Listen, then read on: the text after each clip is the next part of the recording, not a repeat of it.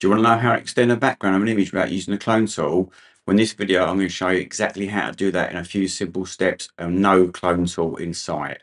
For those who don't know me, my name is Darren Goddard. I've been working in creative production for over 20 years, and in this tutorial series, I aim to help fellow creators, whether they're advanced or beginners, to improve productivity and learn tips and tricks for Photoshop, InDesign, Illustrator, and other software. So let's jump into the video and I'll show you exactly how to do this. And don't forget, no clone stamp tool in sight.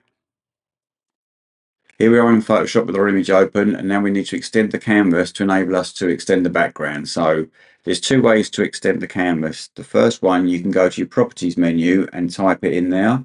And if you haven't got that menu open, then you obviously go up to Window, Properties, and you can get it from there. The other way, where you've got more control, is if you go under Image, Canvas Size. And this way you could set the way it grows. So if you wanted it to grow one way or the other, so if you anchored it there, it would only grow to the right. But for this demonstration, we're going to stick it in the middle so it will grow on the width both ways. So 1080 at the moment will go up to 1500.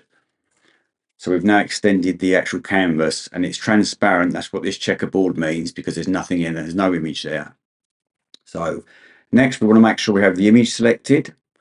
And then we go up to the marquee tool, which is this little diagram here. So if you hover over it, it'll give you a tooltip which tells you what it is. So click on that. We'll then draw a little marquee over and make sure that you overlap the image, because this gives it something to read for when it's extending. So with that in place, we'll then go up to the edit menu and we'll hit Content Aware Fill.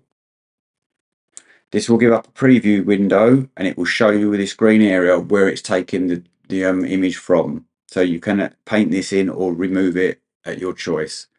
But for this example, we'll leave it as it is. And as you can see, it gives you the preview of the actual extension. So we'll apply that.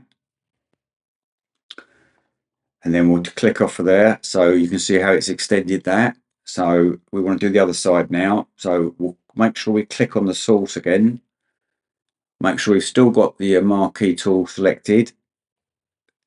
Draw another selection over that. Go up to Edit, Content Aware Fill. And once again, it will give you the preview and we can OK that. And then last thing to do is deselect. So there we have it. We've extended the background. You can do this in the X and Y axes. You can fix points, do it left and right, top or bottom. But in this example, obviously, I showed you the width. And as I said at the beginning, there wasn't a clone stamp tool in sight. Well, that brings us to the end of today's tutorial. If you've gained value from this, please consider giving me a like. And if you'd like this in a PDF format, then please add background in the comments below. Until the next time, keep creating. Take care.